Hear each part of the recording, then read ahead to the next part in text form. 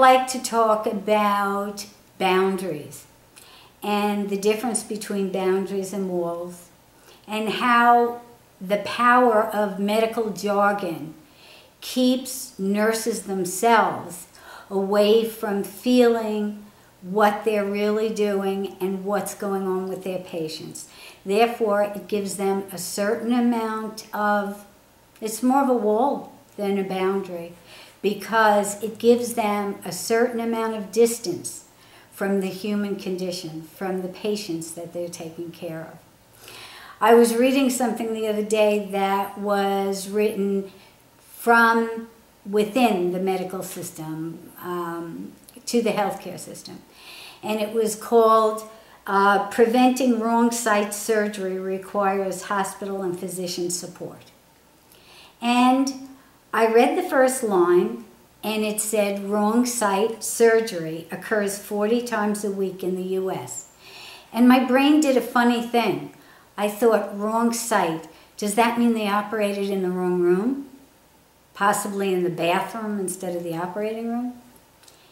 And as I read, and it explained that 40 cases every week are wrong site, it occurred to me that they're talking about patients and parts and amputations of legs, kidneys, wrong patient, wrong site. They're talking about everything that has to do with real human beings. But they called it Preventing Wrong Site Surgery.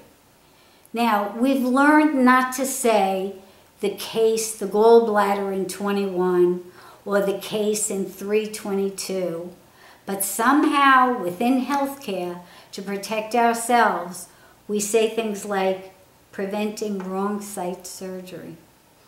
Oh, and the big thing in this, from healthcare worker to other healthcare workers, is that nobody said anything about the pain of the patients. I went back and I looked at a piece written about the same situation to regular people, to patients, to the consumer, in the Washington Post. And it started with the pain of wrong site surgery. It talked about amputating legs and kidneys. It talked in human terms. So what have we got to learn from this?